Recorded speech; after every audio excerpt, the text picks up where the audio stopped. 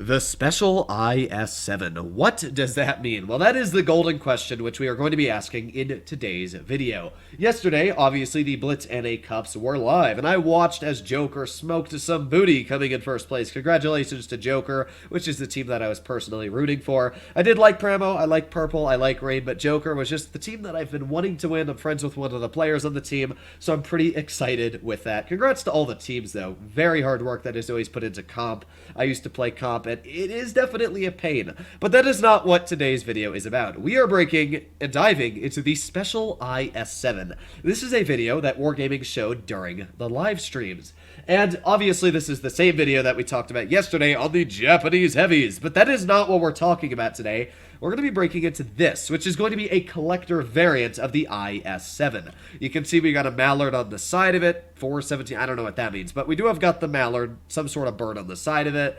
We got some writing on the back, but for the most part, it's an IS-7. You can see it has the same gun as an IS-7, and I'm not sure how it's going to be statistically. My guess is it's going to be kind of like how we have the Battle Pass tanks, where we have it like the ARL-44 and then the Eraser BP-44. They're both extremely similar vehicles, but the Eraser is a little bit different statistically, and that goes for basically all of the Battle Pass tanks we've had. The Skoda, which is known as the Blaze, compared to the Skoda T25 or whatever it's called, the Skoda T26, those tanks as well are obviously very similar, but yet very different on the way they work, because one of them has like a 1-second intro clip.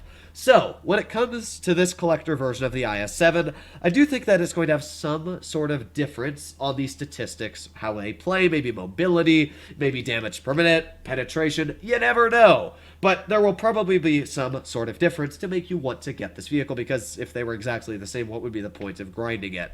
Not only that, but when it comes to the method of obtainment, that is the big question. Now, we did see that there is a bird on the side of it right here, so the first thing that popped into my head, is it possible this is going to be ratings? Because the Lorraine has a bird on the side of it. Is that going to be the possibility? I have no clue. As well, the IS-6 Fearless does have an animal. I think it's a bear on the side of it or something like that. So, yeah, on that aspect, it could be a ratings tank, and maybe that'll be the future ratings tank that you guys can earn by playing, finishing in the top 10.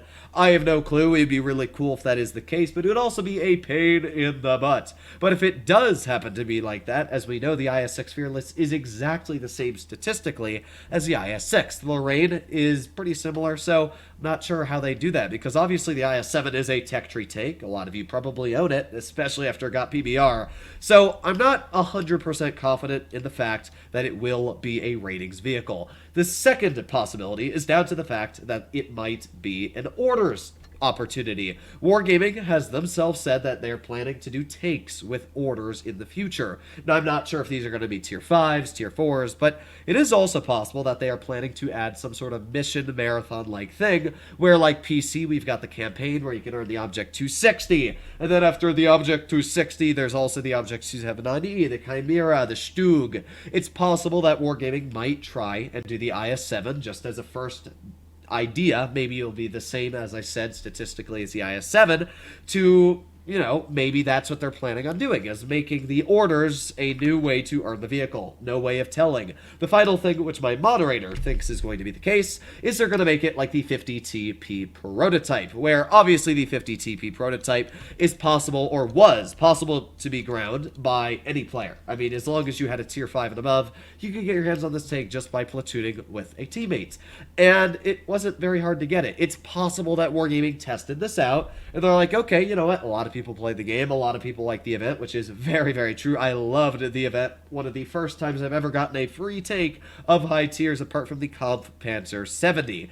So it's possible that Wargaming might do this for a literal tech tree heavy, because that would be great. I mean, instead of them making it a vehicle that is only obtainable by players that are on at that time, if they make it an IS-7, nobody's going to be bummed if they don't get it. There will be players that might try and grind it doing the clan events, if it is a clan event, and they'll get it. But if it's statistically the same as the IS-7, all it is a different version. It's like me pulling out my IS-6 Fearless and somebody getting mad that I'm driving my IS-6 Fearless while they have the opportunity to get the IS-6. I mean, that would make no sense. So, yeah, I think that'd be a really good way to implement this new IS-7 into the game, is literally just making it like the 50 TP prototype, maybe a month-long event where you have to either platoon or get a specific number of damage out, and obviously you need to have a tier 10. That is one thing that Wargaming needs to make sure. They should not make this event available to every player. That's something that should have been done for the 50 TP prototype event, is that you should have had at least a tier 9 to participate in the event. Sure, there are players that probably watch this video that only have a tier 5, maybe even a tier 8 that are working up the game,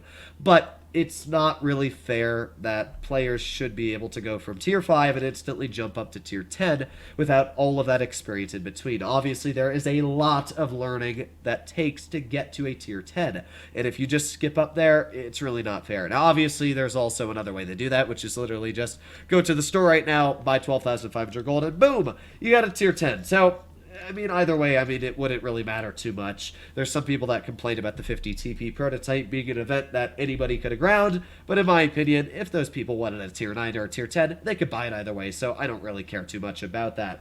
All I'm going to say is I am very excited to see what Wargaming has in store for this IS-7, because that means in the future, if this event does work well, or whatever they have planned for the tank, and it is something that I'm hoping will be free to play, that in the future they will have more things like this, and maybe there'll be more tanks. Maybe they'll add a premium collector variant to the 60 TP. Now, as I said, I don't know. This is just speculation, because when there's just a video file of the tank itself, there's not much I can tell you.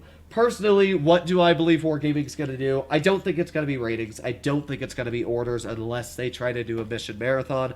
So, yeah, I'm going to have to agree with my moderator on this. I think that it's going to be some sort of clan event where you have to either work together with a bunch of your clanmates to unlock this vehicle by getting a specific set amount of damage in a month or something like that. I think that'd be cool. But, yeah, that's how I think the event is going to be done. Let me know in the comments down below how you guys think the IS-7 is going to be obtainable. Let me know if you're excited for this or you're not excited, because I'm excited. That's what I'm going to say. Until the tank is released statistically, obviously they're going to have to test it, and until the vehicle is statistically tested and then it is eventually released, I can't really say how I'm fully feeling about it, but for now, I'm excited. This is something that I've never seen Wargaming do before for Blitz, and because of that, I'm excited, because I like when new things are brought into the game, when new concepts are tested. So this is something that we should all be optimistic for. Hopefully it is a free-to-play thing, and that everybody can do, but if it's not, at least you still have the IS-7 on the tech tree, right?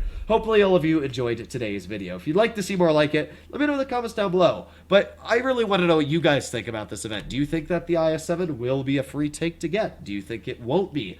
Let me know. But since it is a collector, even if you get it, you might be able to sell it for gold if you don't even like it. Hopefully you enjoyed today's video. At least be seeing you in the next one. Bye-bye!